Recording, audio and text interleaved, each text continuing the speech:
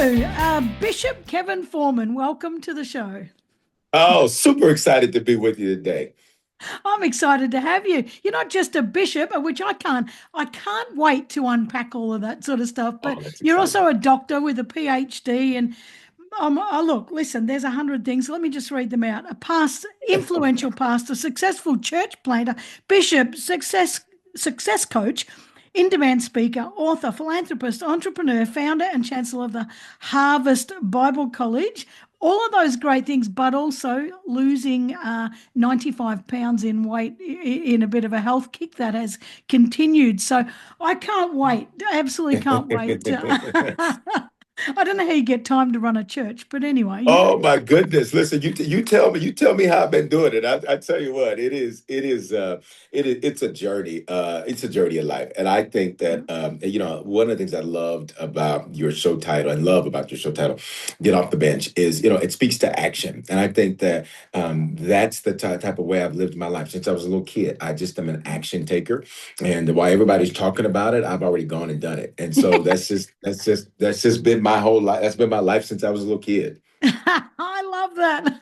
Yeah. Now, so I know other people that do that, and I'm one of them. How many mistakes do you make, honestly, when you Oh, rush off and do things?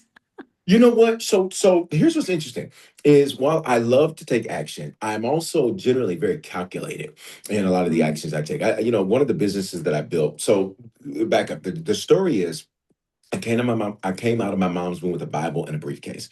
So I had this affinity towards spirituality and this affinity towards business and success and entrepreneurship. Both of these things just really appealed to me. And so, I got involved in both. And I always saw these two things running together. And so at 12, I started my first business. 12 is also when I got into the ministry. By 21, I built Denver, Colorado's largest Black owned real estate finance broker. So basically a mortgage company. We got people the money Wow. for their homes and what have you. And then that industry went through a collapse. It wasn't just my company, the entire Mm. industry collapsed, and I was able to sell that off. That being said, one of the things that happened is in that situation transformed me. Because before then, to your point, I would just boom, boom, boom, boom, boom, boom, boom, boom, boom, take action, take action, take action. And of course, you make mistakes. But what I discovered is that money and success like speed. The faster you can get to where you're going, the better. Because yes, you're going to make mistakes, but you're going to make mistakes no matter what. So it Yeah. doesn't matter how calculated you are. It's just you may make less mistakes, but it's not that you'll make no mistakes. Yeah. So when I freed myself up from trying to do it without any mistakes, that was life changing. But that journey at 21, I was doing more money in revenue in a month than most people see in a lifetime. Most people Yeah. see, in lifetimes. Yeah. But I discovered so many things from that. And so that made me a calculated risk taker. So I take Mm. risks, but I now try to be more calculated. But I recognize there's going to be mistakes. So just don't worry about making them because you're going to make some. Well, there's a lot of people who have a real fear of failure. Yeah. That really don't and take any action at all because they're so scared something's going to go wrong. But yeah, I think you think the same as me is yes, it is going to go wrong. Absolutely, there's things going to go wrong. And when they do, you either learn from them or you ditch it or you change direction or Yep. you think about how to repair it on the run. That doesn't mean you should be a complete jerk, and just keep Right. making total big risk mistakes, that sort of stuff. Right. But I don't Because I think think we. at that point, yeah, I didn't mean to cut you up, but I was just going to say, I think at that point, right to your point, that's when it stops being a mistake and becomes a choice. So Yeah. to me, a Yeah. mistake is I didn't know, I wasn't sure, that type of thing. A choice is I keep doing the same thing over and over and over and over again, expect a different result. That's not just a choice. That's also the definition of insanity. Like that's insane. Absolutely. Absolutely. You talked about you coming out of your mum's womb with a Bible and a briefcase. Tell us, go back to your childhood for a minute because you were raised predominantly like born in I think Colorado, but definitely raised in Memphis, Tennessee, or Mhm. near Right, there, very close to right, there, right. where it was rough to say the least. Sure. Quite challenging childhood for a Yeah, lot of kids there, and sure. particularly kids of color. Back, Yeah. it's got a lot of challenges. What was it about that, that particular place or that particular time that really planted a seed for you to, well, one, be entrepreneurial, which you've kind of talked about, but also to really follow a very strong faith journey, Mm, but also to yeah, believe that that you could do something massive. Do you, yeah, not just a yeah, little tiny little pocket. What yeah, was it about yeah, that time that made you go, yeah. bugger this, I'm out, I'm bigger? Yeah, yeah, yeah, exactly. I love that. Oh my goodness, I love it. That's exactly what it was. So we can even go deeper. I have an amazing mom. My mom is my biggest fan. To this day, after Mm, every message or every big thing, she'll send me a text of encouragement. Oh, you did great. She's amazing. My stepfather coming up, he was an abuser. He was very abusive. He was a womanizer. He's everything you look at in a man and say, I don't want to do that. I don't want to do that. I don't want to do that. Now, he had some good qualities too. I've learned how to look at people and recognize that people are humans. All of us have our journeys. All of us have our struggles. And so you can't throw out the success just because the person had a struggle. mm, You can't throw out what was great just because a person had something that was bad. We all have this yep, dichotomy on the yep. inside. So there were some great things. He was very charismatic. He could sell ice to an Eskimo after taking the igloo and like taking the ice off of the Eskimo's igloo and then selling it back to him and convincing him he got a good deal on it. Like, he was very persuasive. And so and I remember telling him years later, I said, you're so smart, you're dumb. I said, because there's no reason you should have been an extremely successful man. I say that to say, those are the things I saw. So I had to make a choice that I was not going to become what I beheld, because you often become Mm, what you behold. mm, You yep, see it and you emulate it. You see it and you do it. And so I had to make that choice.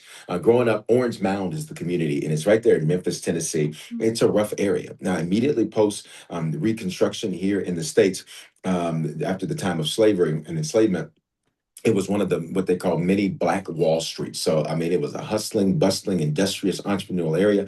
Over time, as was policy and practice, those types of areas decline. And so I saw things that you just shouldn't see. I saw drugs, I saw gangs, I saw drive-by shootings. And for those that don't know what that means, that literally means somebody's in a car, they mm, let the window down, and they discharge a weapon, and they're firing. mm, I was in two of those as a kid. It was just some of what happened in that neighborhood, mm, and I recognized that I was different. And I think for every person, there is something about you that is different. mm, It's the thing that stands out. And the moment you discern your difference, that's the moment life changes for you. Because so mm, much of our life we spend trying to be like everybody else. I want to fit in with them. I want to fit in with them. I want to be with them. I want to do this. But if you're like everybody else, then what's the need for you? mm, If you're like everybody else, what's the point or the purpose for you being in the earth? So, to your mm, question, I just had this affinity towards spiritual things. I'm the first pastor in my bloodline, first bishop, which is a pastor to pastors, over 100 churches that are under my oversight. The first PhD, the first to accomplish certain things from a certain level of finance, et cetera. You name it, I'm the first of many. And that's one of the things that I think is amazing, because I discern my difference. I was the type of kid, I didn't want, everybody wants to hang out and be kid friends and all that. mm, I wanted to be around the teachers. Now, what second grader, what third grader, what fourth grader is like, I want to grade papers during recess. Like, I want to help the teacher during recess. Like, who does that? I did, because I knew there was something different. I gravitated towards leaders because there was a leader in me. And I mm, think the faith component of it, the spirituality component of it was super big, because there was nobody in my bloodline. No one had done what I do. No one had thought about it. No one, literally the first. I actually ordained my grandfather into the ministry. mm. Yeah. My late grandfather, he's amazing. I conferred his doctorate upon him from our college there, Harvest Bible College. So to your point, as a kid, there was this preacher that used to come on TV in the States. His name was Dr. Frederick Casey Price.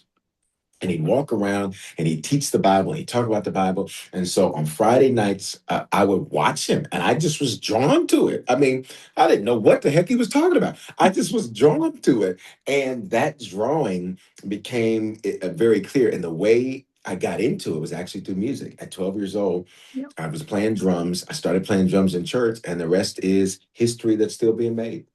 Wow. I Yeah. love that. When just go back when you said, we've all got this something different in us, which Yeah. I 100% believe. Some people, though, and I find this really, it breaks my heart. Some people don't see their difference, or if they Yeah. do, they force it down, so that they Yeah. can be like everyone else, like you're saying. And because that if I fit in with everybody else and I'm like everybody else, I don't stand out. But a lot of people see that as a bad thing because I'll get my head chopped off. I'll put Yeah, my neck on the chopping block if I stand yeah, out and that kind of stuff. yeah, Or I may be called to do something bigger than I'm yeah, ready to do if I stand yeah, out. But how do some people though can't see that different? They really put themselves down. They're convinced that there's nothing great about them, that other people do this great stuff, not them. How yeah. how do you just from your perspective, how do you dig that out of someone, or how do you get Yeah. someone to see that? Yeah, such an amazing question. So I normally say it this way. Wherever you are aggravated, wherever you are attacked, that's what you're anointed or called to do. So let me say it another way. Yep, yep. Look at what people attack about you, and that's what's different about you. That's it. So Mm. sometimes, as a kid, I was always told, and again, I was just different. So even in middle school, I had this entourage of people who would walk around me because I was like the school, school president and student council president, stuff like that. So I had this team of aides and, cabinet secretaries and things that would walk around with me. And so I'd literally walk around school checking on people. You good? You good? Everything good? Everything okay over here? Or there's a problem with your books? Okay, let me go. And then I go into the principal's office. I need to meet with the principal. We've got some issues going on with some kids and all of that. I had my assistant, my security team. Like I was just different. And so in that though, that's where I was often attacked is, he's different. And he didn't do everything like, everybody else. He's not Mm. like the rest of the others. He's different, but one of the things that was amazing is people could see it. And so all of it wasn't negative. All of it wasn't people saying negative things. Some of it was people saying, they used to call me Rev as a kid, like REV for reverend, which is, an Yeah, old school yeah. term for a pastor. And so they would say, Rev, Reverend, Reverend, Reverend. And then I remember in high school, this guy began to call me. He said, I'm just gonna call you Bishop. You over everybody. You're over everybody. You're Bishop. And so people recognized that there was a leader in me. And I'll be honest, I often sometimes would try to fade into the back. I'm trying to Mm. slide off to the side. But when you put me on a stage, I was like a fish in water. It was undeniable that there was both a leader, a speaker, an influencer. And what I do to dig that out of people, because I love that question, I simply say, tell me where your pain is, and I'll show you where your purpose is. Show Mm. me where you've been attacked in life, and I'll show you what you're assigned to do in life. Those two places, they're the exact same convergence. Mm. Wow. So, so here's another point to that, right? No one likes to be Yep. attacked. So if I'm No. attacked, for my differences, I'm going to now, hide that behind a Yep. mask, and I'm going Yep. to now show up as the same, Yep. the same old as everybody else. So Yep. it's quite it's quite hard, isn't it? Because Oh God. yes, you could look at how I'm being attacked and go, oh, bugger that, I'm going to take something positive out of this and I'm going to turn it around. But there's very few people, which is a Yeah. shame, that have got the Yeah. guts to do that. And I understand that because nobody wants to be attacked. Do Yeah, and so, no, nobody does. But I think here's what you learn. Like for me, I learned that you only think of it like this: bank robbers. I've never seen a bank robber go to a bank with no money. mm, Like they're going to a bank because there's a vault, and in that vault there's something valuable. So the way I like to flip it and flip that, again, remember growing up, my stepfather he was abusive to my mother, a womanizer. What he would do though is that animus, many times it would verbally be directed toward me. And I'm the oldest son. I'm the big brother, taking care of my brother, my sister. I feel like I got to be a protector to them. I got to be a protector to my mother and what have you. And so never was asked to do that. There was just something innate yeah. in me. And I think that's, again, that goes back to these things. Life will present you with challenges to show you what you are and to show you what you do and to show you what you're supposed to do and created to do in life. And so, right, nobody wants to be attacked, but you have to flip that and say, well, but you wouldn't be attacking unless there was something valuable. So if you Mm, flip it's a mindset shift. yep, It's yep. like the only reason you're coming against me or there's this issue, there must be value here. And if I don't see it yet, this is where, listen, for me, I got to go into prayer and say, God, help me to see what I'm not seeing. Because evidently my enemies can see what I don't see. Mm. Oh, I Yeah. love that. What a great analogy. Yeah. That's fantastic. Yeah, I love that. I remember going to a it doesn't matter, a seminar. Oh, how to Yeah. write a book, how to write a best-selling book or something. And I remember the guy saying, the closer you are to your target, the closer you are to the enemy. Do you know? And Yeah. people will start shooting you down. So when people start shooting you down, you know you're close. You know you're just about Really? there. Yeah. Oh yeah. Ooh, that's good. I like that. Yeah, it is good. I know. You know, you're talking about your stepfather and being abusive, and I Yeah. often believe that, and it's not always the case, but most of the time it is that probably he was abused. You know, like that's how this sort of kick You know everyone. what's actually, yeah, you know Was what's it? interesting about his story? My one of my books I wrote called Sins of the Fathers. It's about generational curses, basically just destructive patterns of behavior that are passed Yeah, down yeah, and around. yeah. And he is actually the opening story of the book. I changed the names to protect the Yeah, innocent and the guilty. yeah, yeah. But when he passed away, I began to openly talk about what it was. He never met his stepfather, or his father Oh, rather. When his mother was pregnant with him, the stepfather, or his father rather, attacked his mother. In defense of herself, she unalived him to defend herself. And he never met the man, but he was exactly like the man. And mm, so I think it's not, sometimes there is where it's been inflicted. So hurting people hurt people. mm, But I think there's even something deeper that deeper. Yeah. certain trauma, it's passed down, it's passed around. He never met that man, but he was Mm, exactly like that. mm. And they call Yeah. that epigenetics too. You know, you carry down that Yes, sort of stuff. yes, Yeah. yes, It's exactly. Yeah, it's you carry that. Yeah. You do, you carry that. Yeah. But so let's say going back to him, and I don't want to spend the whole time talking about him, No, that's okay. it's part of your journey and it's part of the decisions you Yes. made.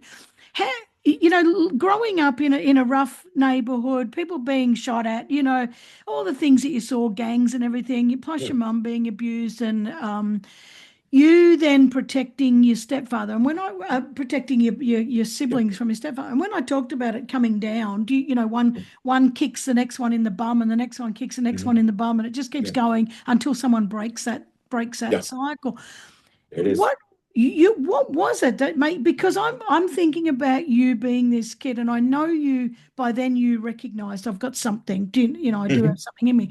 But you could have so easily gone the other way, because Yeah. you now stepping up even in a physical stance, you know, to Yeah. protect you could have sort of now found strength in fighting, you know, going down the whole, you could Yeah. have gone down the whole other path. You know, like Right. how how close could that have been for you, do you reckon? That was a Oh, good.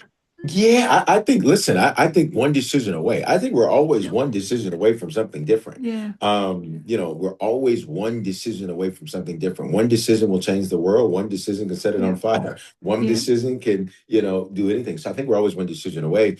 yeah, I just knew for me what I saw in him. Initially, it was a hatred. I had a hatred for mm, him. I can be very honest about that. mm, There was a hatred. I was like, I hate what you're doing. And my mother, I hate what you're doing. But then it turned into this fire that made me mm, say, I don't want to be that man. yeah, I yeah, don't want to be that man. And so, but what did it do? It brought out a lot of paternal characteristics that would be necessary for me as a leader, a chief executive, a pastor, mm, all the things I do. It made me a protector. And that would be necessary to do what I do and to do it in a way to where I'm genuine to what I'm sent to do. You can't be a shepherd mm, and not like people. mm, You can't be a shepherd and not smell like sheep. So there has to be a sense of a protector yeah. in you if you're going to lead people. Mm. Wow. And you know what? So many kids in your position would have followed the other path, Yeah. you know? One And decision away. One I decision away. know. Wow. It's amazing. So yeah, I think you said it before, and I only half caught it. So being a bishop means that you are a pastor who is in charge of 100 other pastors. Is that what you said Well, before? just to pass to the pastors, everybody's leadership or oversight is different. In my case, Yeah. that's about the membership level of our network. Yeah. In my case, but Yeah. it's just basically the best way to think of it is just a pastor to pastors, a leader to leader. If you were to think of it like military, is you've got your different ranks, but you got your general at the top. Yeah. Yeah. That's essentially it. You're the general. You got your different ranks and that type of a deal. So, which is really Mm. exciting. We moved our headquarters from Denver to Atlanta, Georgia, and so we're going to be launching a new location of the church here. This Atlanta is actually where I was consecrated, is the term, but actually made a bishop. So Atlanta, while it's a new city, it's really in many ways a homecoming. But I was actually at a very young age. Typically, you're not until much later in your Yeah. journey that they even consider you for this type of a role. And Mm. but a very early age, because of my background with business and organizational management, building things, taking nothing, turning into something. They contacted me very early and said, "We have seen your work. We've seen what you've done." I'm like, "Seen my work? Seen what?" Like, this is a pre-social media time. Like, Yep. MySpace is the thing. Like, that's what everybody's Yeah. on. And that was like brand new. Like, this is a Yep. pre-social media era. Yeah. Like, so like we still had like Yahoo was the number one mail account, and Yeah. Yeah. AOL and all of that. So, we've seen your journey, we've seen your work, we've seen what you've done. And we want to move forward, and we've selected you. And one of the terms they use is called prelate. That's just another term for like the level of bishop. And so I was so unaware when they said that. They said, "We've elected you to be the first assistant presiding prelate, so essentially number two in charge." I was like, "What's a prelate?" I didn't even know what that was. And so I didn't even know, but yeah, that was actually 19 years ago, right around the time you and I are recording this. That was 19 years ago, right here in Atlanta. Wow.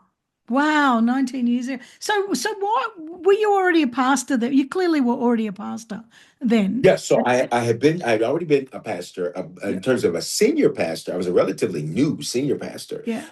and which was again another one of those things. It was very different, and I just recognized about my life, it's just different. I learned to love my race and my journey, and not get caught up in anybody else's, because it Yeah. was just Yeah. different. Like a lot of Yeah. guys, it doesn't happen until they're 30, 40, 50, 60, 70, that type of thing. My journey was different. That's just not the way it worked for me. I love it. How many people do you have in your, I don't know, what do you call it? A church Yeah, congregation? congregation. What do you Yeah, call it? yeah. Yeah, So congregation. what's so cool is Harvest is a hybrid church, and so in buildings and online. And this is Mm, what gave us the ability to move our whole headquarters. We were there for 18 years in mm, Denver, and built one of the largest African American led churches in the area. To now transition to Atlanta, but because we're a hybrid, we are able to do that in buildings and online. So mm. literally, our database is over 16,000 folks that are connected. Wow. And but there's so many people, like it still blows my mind. Our audio podcast is the number one way that people connect with us. I just don't get it because it's audio. So that doesn't, I'm like, we live in a Yeah. YouTube world. Like, I don't get it. But Yeah. audio podcast is the number one way. We've seen well over 12,000 professions of faith or people, convert to Christianity. This year alone, we've seen over 1,600 at the time that Wow. you and I are having this conversation. And so we'll end the year at about 2,500. So, it's amazing to see, and so it's Wow. difficult to pin that down in terms of, well, how many people we have. Well, it's difficult to pin it down because our Yeah. reach Yeah. is always growing. There's a scripture that says, "And the Lord added to the church daily," and literally daily we grow every single day. That's phenomenal, actually. Yeah, Phenomenal. yeah, Um, it's so amazing. so given that, like if it's high, why do people call you the people's bishop? Ah, you see the sign, huh? Yeah, Yeah. yeah. So it's because it goes back to what we talked about. I genuinely love the people that I lead. I'm not doing this because I'm chasing fame. I'm not, and actually, you know what? To be honest, I have to. A gentleman, good friend of mine, he said, "Bishop," he said, "You have the receipts," meaning he says you've accomplished and done so many things. He said, "And you never talk about it." And so that's just because I'm doing the work. Like, just keep it moving, you into the next thing. He said, then there's a lot of guys out here who have no receipts, and they talk about this Yeah. and they talk about that and they talk about that. I said, well, therein lay the difference. Some people want to be popular. Some people want to be purposeful. For me, I've always led with the purpose part. Mm, The mm. popularity part was never something that I sought or reached after or was going after. And so I genuinely care about the people that are connected to me, the people that I lead. Now, I'll be honest, sometimes that gets you in situations where you're leading paternally when you need to lead like an executive. So Yeah. Yeah. you're leading paternally when you need to make difficult decisions. So I'll be honest, that sometimes is the double edged sword. But that's where that came from, is because no one is going to outlove, outcare for, outpour into, outteach the people that are connected to Harvest. To me, I don't care what a person's background is, what a person's race, but socioeconomic, I don't care anything about, I don't care what it is. Put a blank there, whatever the blank is, Mm. you're going to be loved. Point blank, Mm. period, bottom line. And while that may seem pretty straightforward, it's actually a pretty novel concept Yeah, for a it lot of is. people who call themselves, people of the faith or Christians or what have you. It's actually pretty novel. But to me, that's why I genuinely, to me, the work that I do is not just about the people I lead. It's even beyond that. We see Mm. ourselves as impacting the Mm. community, impacting the region, impacting the nation, making sure that policy decisions are made. A lot of what I do, I don't publicize it on purpose because it's in the back rooms, influencing policy so that it benefits the lives of people. And so, that's where it comes from. I just genuinely care about the people I lead. I'm Mm. touchable.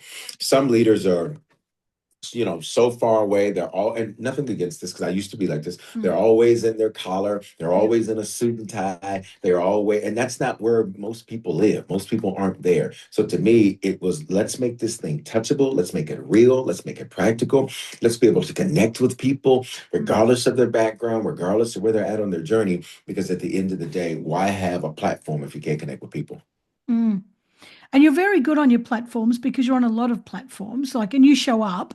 I know a lot of let's call them reverends, pastors, ministers, whatever Yeah, you want to.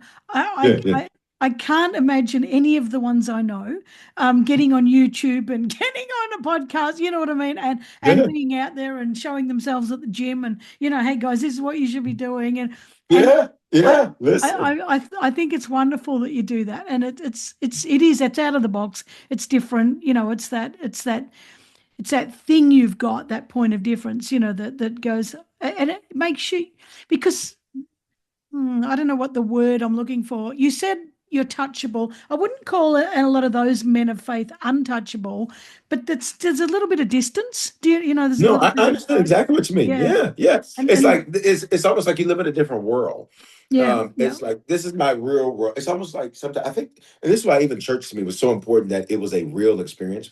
Because sure, it should be an experience that's transcended, right? It should be that, but it should Mm. also be real and practical, and the messages should be real and practical. And I remember coming up in church, and I would sometimes listen. I'd be like, "Man, these guys are just—they're so much. Oh, they're so deep. Mm. Oh, that is so like," because they'd say things. I'd be like, "I don't know what they're talking about. That's just so deep." They're just. I was like, I wonder if I could ever be that deep. And then you realize it's not that deep. I heard this saying that really encapsulates it well. Sometimes people muddy the water so you think it's deep. Yep, yep. And it's not that deep. And so it's not a knock on the way anybody else does it. I Mm. agree with you though. Sometimes there's such a disconnect, and that Mm. disconnect, it makes it so unreal. And Mm. so it blows your mind. Sometimes the videos that do the best and the social content that does the best are the things that I'm like, what? I remember one Yep. time I did a video of me shaving before church on a Wednesday night Bible study. And people ate that video up, like, because they were like, "Oh, he shaves." I was like, "Well, how else do you think? You think I pray? Hair come off now?" And like, how else do I get it off? Type of thing. So yeah. Oh God, you gotta love social media.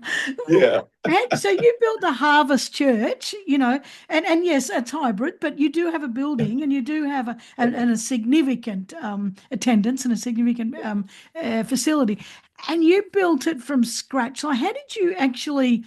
Did you envisage that this big building, or did you just think, I'm going to start and see who turns up in a little room? Like, how did that Ooh. start? Yeah, so to be honest, coming from Denver, Denver is 46 out of 50 for lowest church attendance in the nation. It's only 4% African American. So my point there is that there's not a lot of ethnic and racial Mm, diversity. mm, And to see diversity as it's represented, and as we've built, is amazing. But then to build it in Denver, that's kind of like starting like a barbecue restaurant in a place where everybody is like in the health. Like, I don't know that you're going to do too well there. yeah, I just yeah, don't know that you probably want to start a smoothie shop or a juice shop or yeah. something there. And so it just didn't Makes sense. And so, the very first service that we did, we had over 100 people. It was a Saturday night. And Wow. the only reason we had that many is because I invited every dancer, every singer, I invited, so I was like, anybody, what can you can juggle. Yeah, you come too. You can have you juggle. I mean, like, I invited everybody. The next week, there were 7 people. Now, the rules of engagement are typically when you plan a church, week one, your planning day or your launch day, you'll have a number. The general rule is expect 50% less the next week. Doesn't mean you did anything wrong. It just means everything's not for everybody. Yep. And so, to go from 107 to like 7, so that's more than 50%. But I also knew that, most of those people went to other churches. We did some crazy things. Again, here's my difference. We got on TV. We were 6 months old. We got on TV. We were on a lot of local TV stations. I used to host a bunch of TV, a lot of the different Christian channels and what have you. We did some crazy things when streaming first started, back when like live streaming was Yeah, like yeah, yeah. brand new, and it still cost like $1,500 a month. You had to get the big encoding computer and all these devices, and like it was just a lot you had to do. We started streaming way back then Mm, because I just said we got to do something different. We can't just focus on reaching people here in mm, this building. And it was just amazing to see what happened. And so, as time continued to move on, as I mentioned, we're excited. We'll be launching that location here in the Atlanta, Georgia area. And we're super excited about that. But it showed us how to be agile. And to your question, did I imagine that? What I see, to me, vision is progressive. mm. I think values always stay the same, Yep. but vision is always progressive. Mm, What I saw then, it's very different than what I see now mm, because I'm able to reach more, but I can reach way more people. And like literally, I can be in this room mm. and reach tens of thousands of people. Whereas before, if you want to do that, you got to do this, you got to do this, you got to do this, you got to do this, you got to do that. Yeah. Now I can literally, it blows my mind. Mm, My first big video on social media that really did really well, I was getting ready to catch a flight to Chicago, Illinois, and I looked down at the phone. I was like, let me do a little video real quick. It was a friend of mine. He was doing really well on social media, and my videos were, my content was kind of sitting around like on Instagram, like 50,000 or something. mm. It was kind of sitting there for a while. And I was like, I don't know what to do. In fact, I used to hate it. I was like, oh, I don't even want to see it. Like, I don't know what to post. I don't know what Yep. to do, Yep. type of thing. He said, but he told me his story. And so I was like, okay, let me do a video. So I take my phone.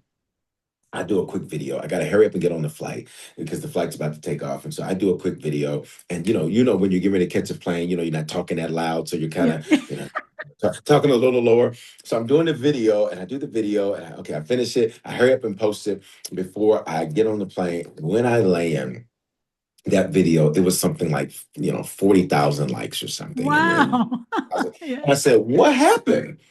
I said, what happened? I was like, this is, and so I just began to see the growth and see the growth and see the growth. And so it's just amazing. So what I see, to your question, did I see that what I see keeps changing, but what's Yep. consistent is me. I keep showing Yep. up. And you said that earlier. I keep showing up. Yep. Yep. Yep. Yeah, I love it. You speaking of health, you mentioned health in there at some point. Yeah. Yeah. I want to ask you this because you're the buffest pastor or bishop I've ever seen. Ah, Most of them are skinny little, things like yeah, musicians. Not that I'm a musician, I'm not picking on them. Like yeah, under the little cloaks and everything. Well, yeah, maybe yeah. they're not. Maybe they're buff under the cloaks, and we just can't see it. You can't tell. Yeah, I don't know. Right. But you've got a thing called hashtag Fit Get Harvest, and harvest. so Yeah. so you one of your deals with your church or your congregation is trying to get everybody to be healthy, to be fit, Yeah. and that yeah, of course you're not going to get everyone on the bandwagon, but if Yeah.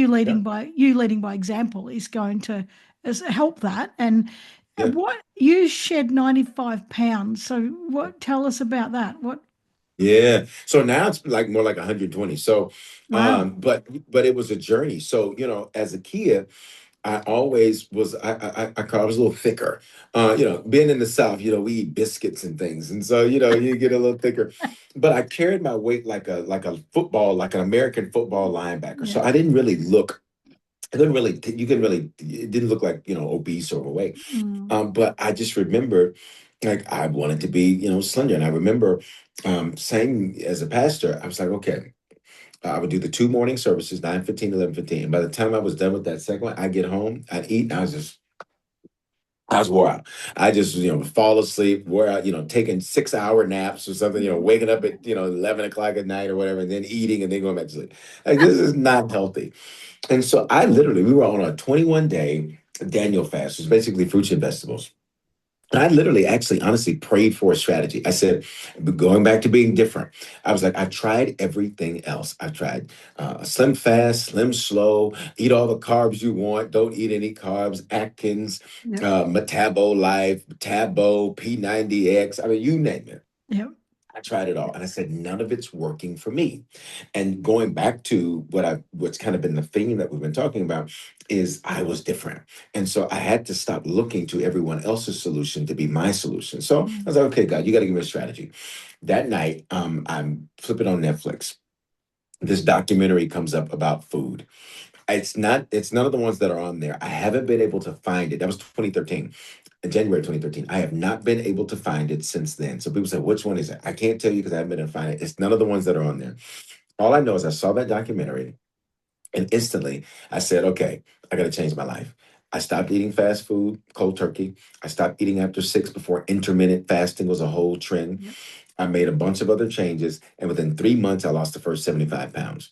A Wow. couple of months after that, another 20 pounds. And now I've incorporated, the gym and all of that. But to be honest, I was reluctant to do that. Like I used to see guys in the gym, and, they were like head, shoulders, knees, and Yep. toes. And so I was like, I want to keep my neck. I was like, Yeah. I Yeah. like my neck, and so, I was like, I can't do this.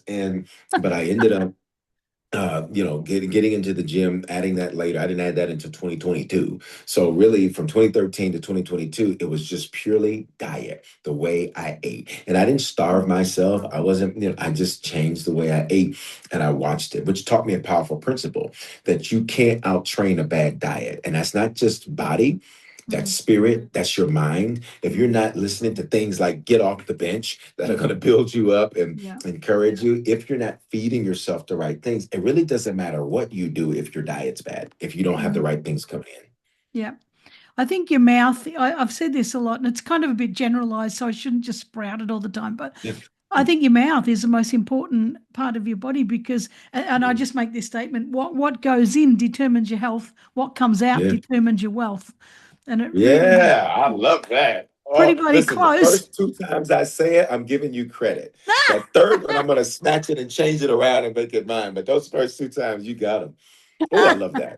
Oh, I love that. But it's so true. Oh, I'm writing that down. Yeah, go and write that down. You're allowed to I'm use writing that that, down. but I mean, clearly there's random diseases and things like that we get. But geez, I tell you what, most of it is what we're shoving in our gobs, isn't it? Wow, that's so good. What comes out of your mouth determines your wealth. What goes in your mouth determines your health. Wow. That is really good. I love it. Because I teach a lot about the power of words Yeah, and what we absolutely. speak. And the words create atmospheres, Yep, words create things. Words are like little capsules that go yep, and they can travel to places you'll never go, but yep. words are so powerful. And I love that because I mean you summed that up so well. I love that. Mm. That's so true. Our narratives determine our outcomes. They really do. Yes, So be yes, bloody yes. I believe careful. it like this. Yeah, whatever's in your words, that's what's going to be in your world. Whatever you say, that's what Yep, you're going to see. that's it. Yeah, I See all love these that. I little love that. quips. They're so good, aren't Yeah. they?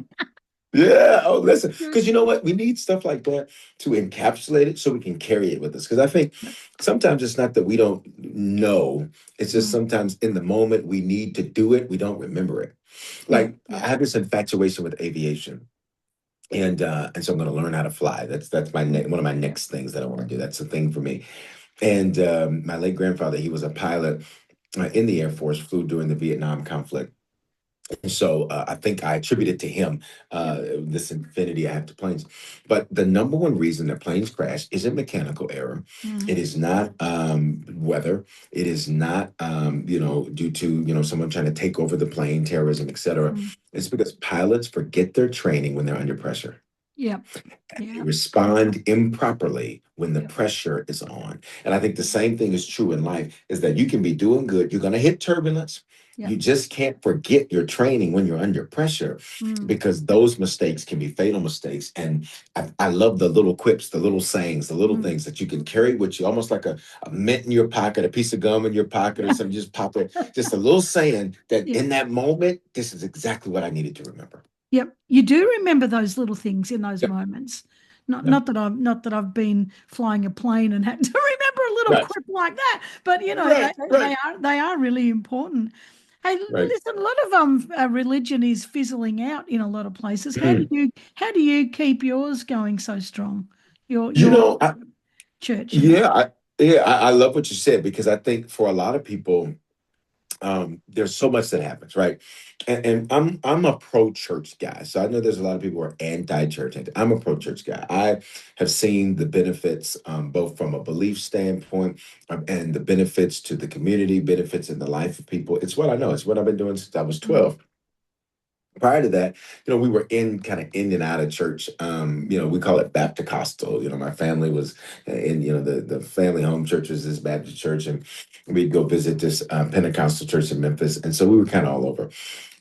I think what I have seen is that the traditional ways, what you're seeing is a transfer and transition to the non-traditional ways. mm, I still see that there's a hunger because again, we're seeing it in the data. I mean, we're literally seeing thousands of people every year make professions of faith or conversions to Christianity.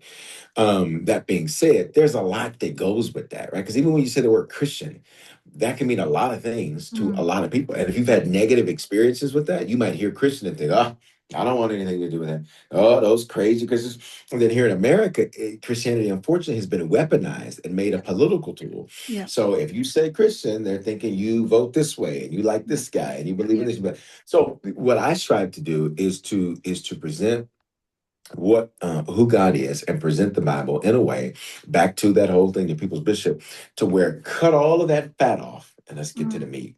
mm, Cut all of the extra. And I'm really seeing that there's a hunger, that there's a mm, desire, that there's a thirst. So I agree with your point. And the statistics tell us that those traditional ways, yeah. yes, they are experiencing some challenges, Mm, but I don't think it's a challenge in that they don't want God or don't even want church. I think that it's changing in mm, terms of how. Like that's why when I say hybrid church, that's why that's such an important underscore because a lot of the people that we reach, they've never been in church, they've never been in a building, they've never mm, this is their first experience. And yeah. so I think there's a transition into just new ways, just like technology, podcasts and YouTube and all of Mm, that. Everything I want is at my fingertips now. So you saying for me to wait until one day a week to come and learn something, well, why would I do that? I don't do that with yeah. anything now. I don't have to Yeah. wait. So I think it's a transition to where you just can't see it the way you used to see it. And the Mm. traditional ways are certainly evolving. I love that actually. And I think that, because our spiritual health is important, and what that Hmm. means to each person is very different. Different. But I think Yeah. our spiritual health is it's our engine. It's a Hmm. thing that keeps us moving forward. And however that is, but I mean, for most people, that is a sense of belonging or a sense of not being alone or feeling that there's something greater than themselves, whatever Hmm. whatever that sort of spiritual thing means to someone. Right. But I think to go to a church like yours, and I'm only imagining your church Yeah. based on this conversation that we're Yeah. having, um, I think you go there for inspiration, you go there to feel loved, you go there to feel like you're okay, you're enough as you are. Hmm. You just however you are, whoever you are, you're okay, Hmm. you're enough, and we'll love you if you come into this space, and we'll share Yeah. stories with you that we hope will change your life, and hope you leave here wanting to be kinder, to other people. Yeah. That's what I'm getting from you. Yeah. Whereas I think in a lot of the churches, and I'm opposed to this. I really am opposed to this. Hmm. Not the spirituality itself, but the Yep. church. is that punishment. Do you know that Oh yeah, you go yeah, in and if you do this, you will not, you'll go to hell, yeah. and you will. Yeah, And you're I going know to hell. You're going to hell for this. You're going to hell for that. You're going yeah, to hell for this. You're going to hell. Yeah, yeah, yeah, and it's a judgmental kind of a shit show, yeah, to be honest. And yeah. any wonder they're fizzling it. I love what you're doing. Like I love Yeah. that you're just bringing anybody in and loving them for who they are, and Yeah. that's Yeah. But so to me, important. yeah, but to me, that's the whole. Jesus said it like this. They asked him one day, "What are the greatest commandments?" And he said, "The first is love the Lord your God with all your heart, soul, and strength." They only asked him what was the greatest, but he gave them this second answer. And I think they only asked him the greatest because they knew the answer. The second one caught him off guard. He said, and love your neighbor as yourself. Mm, As makes that a mathematical equation, which means mm, one, I can't give to my neighbor when I don't first give to myself. mm, So sometimes, you've got this thing where people don't love anybody. Well, that's a problem. mm, Then you got this thing where sometimes people love everybody but themselves. Well, that's a mm, problem. mm. And so our whole thing at Harvest, we say, love God, we point out, love people, we point out, and love life. We lay our hands on ourselves. Like, it's okay to love you. Like, oh, okay, yeah, you made some mistakes. We all have. It's okay to love yourself. Yeah, It's okay to forgive yourself. yeah, It's okay to not beat your like some people, you don't need an enemy because you have your inner me that will tear yeah, you down. Like it's yeah. okay to not self-deprecate, to not condemn. And I agree with you. I'm not for that. And that's one of the things that, and to be clear, what I'm not for tearing people down, Mm, beating people down. I am not for shaming people. yeah, I am not for saying to this group and that group and this group and this student, you're going to hell for this, you're going to hell for this, you're going to. At the end of the day, the Bible says it's the goodness of God that draws men into repentance. And so at mm, the end of the day, you may scare people into something with the threat of mm, hell, but it will mm. never last. Just like you can scare somebody with the threat of if you don't do this, I'm going to get you to do this, but they don't really love you or respect you. They're doing it Mm, out of fear. The moment they mm. can find a way around you, they will. Yeah, yeah. And so to me, that love it's essential. It's everything. It is. It's the candle that lights up the dark, isn't it? You light a Yeah. candle of goodness, the dark goes. Yeah, I absolutely Yeah. love. I love it. I just want to ask you about your Sure. philanthropy. No, well, I'm just going to state your philanthropy actually, and you can comment on it if you choose. I got you. The stuff like I'm just reading the stuff that your church and that has been able to give, and it's clearly the numbers will have changed by now, but there's Yeah. thousands, hundreds of thousands of pounds of food, hundreds of thousands of articles of clothing, backpacks for kids, bikes for refugee women, thousands and thousands of toys for kids, Yeah. and in money, close to 1 million to given in missions. That's how do you feel about that? How does that make you feel inside? Oh my goodness. Listen, that's what it's all about. So we call that harvest at a glance. And so to me, that's the name of the game. Like that's Mm, what there's that I don't know who came up with it, but that's the thing, on your tombstone, there's the day you're born, the day you die, and the yeah, and smallest part is the dash. But that yeah, dash, right there you go, yeah, the dash, the guy. yeah. That's the most important part. To me, sure, there's lots of accomplishments, lots of accolades, lots of titles, lots of nice things. That's great.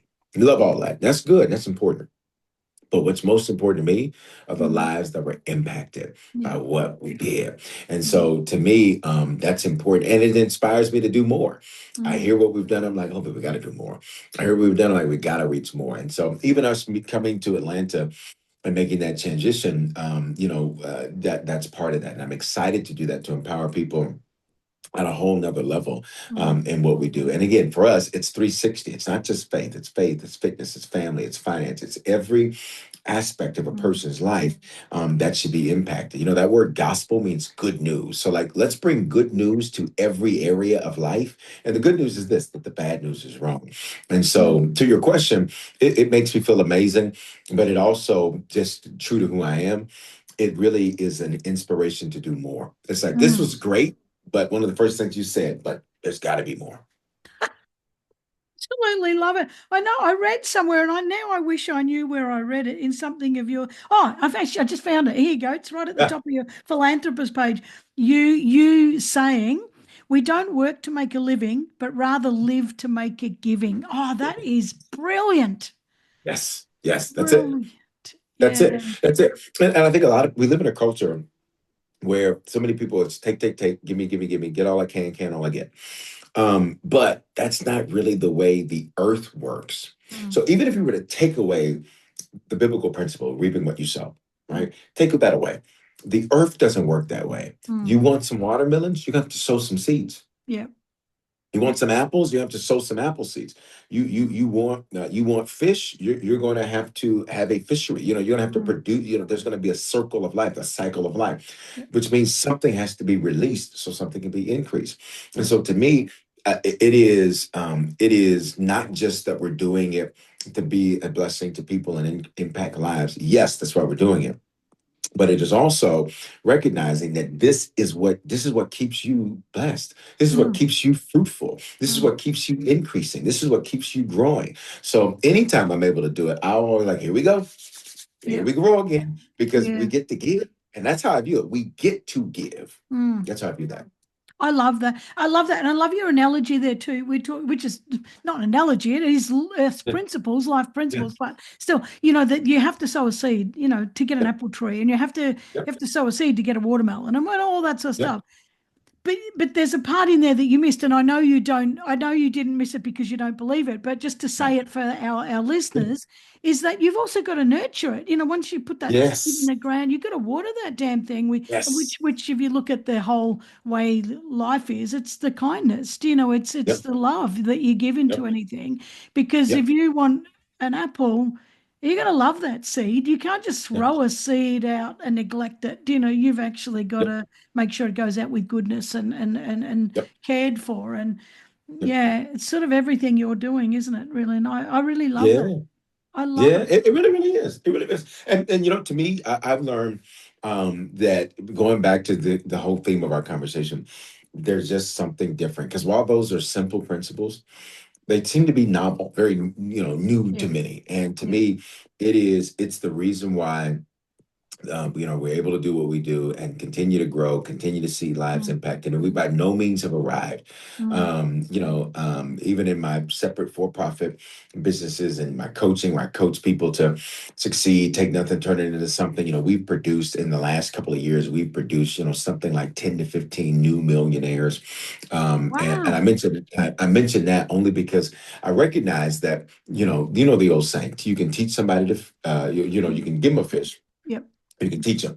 So Yep. I said, you know what? Let's teach people how to not fish. Let's teach them how to buy the pond. Let's Yes. teach them Yep. how to buy the pond, how to buy the fish, how to buy Yep. how to buy the rods, and then look, and then let's lease the space out. Like let's teach them Yep. how to run the board. And so, I really begun to focus a lot on that, and even our coaching. In fact, one of my latest coaching mentees, she's a woman. She came to me. She was getting ready to start a business 3 years ago, and she was getting ready to start a business. We walked her through the process. She literally had no experience in this area in terms of starting the business. She had experience in what the business does, but not in starting a business, building a business. And she literally just celebrated. This was, she did. I think she hit $1 million the first quarter this year, three Wow. years into it. And so now I look at the empowerment. So now she's a job creator. So now she can be a blessing to more people. Now, see, it becomes that whole thing where it's an ecosystem to Yep. where, that type of thing where you're able to impact lives in a much bigger way. So, Mm, to me, the giving is bigger than just the thing. I can give you this, ooh, mm. but I can teach you how to go make your own. Yep. Yep. I can teach I you how to agree. get your own. Yep. So I can do this for you now, but what I really want to do is teach you to not need me to do this for you. 100%. I love that. I used to Yeah. teach people to work in the disability field, and I used to say Mhm. your number one goal after being kind to people and treating people well is that you need to do yourself out of a job. And they were like, I don't want to do myself out of a job because I want to get Right, my job. And I said, there's right. always going to be enough people with disabilities for you to always have a job. But if you can help a person so that they don't need you Yes, anymore, that is your number yes, one goal. And you might not be able to yes, do it, but that's what you should aim for all the time, yes, so that people don't need you anymore. Because yes. dependency doesn't get anybody anywhere, really doesn't. No, It's totally agree. Totally agree. I mm, love that. mm. I see we're both full of it, aren't we? Yeah, listen. And We I both got love our little that. Thank bag you. of quips. Yes, yes. So look, you got me. I got tons. And listen, it is rare that I do an interview and I've got notes, not for any other reason other than just, I always hear things. I live as a student, so I'm always learning, I'm always growing. Yeah. But that thing was so good to me. Oh man, what comes out of your mouth determines your wealth, what goes in determines your. That one, that takes the cake for the day. Yes, indeed. Yeah, I'm Yes, going to hear that indeed. one. I'm going to hear that 5 years with your name on it, aren't I? Yes, I but don't. I I'll take won't it. like that. I'm giving you full credit. I'm telling you right now, I'm giving you full credit. I'm giving you full credit. I Yes, love it. indeed. Look, I have absolutely. I'm going to actually one last question. On your Sure. deathbed, what will you Mm, be most proud of? mm. I will be most proud of the fact that I've been consistent. Yeah, yeah, I, and that goes into everything: consistent in loving people, consistent in helping people, consistent in preaching, consistent in church, consistent in investing, philanthropy, business.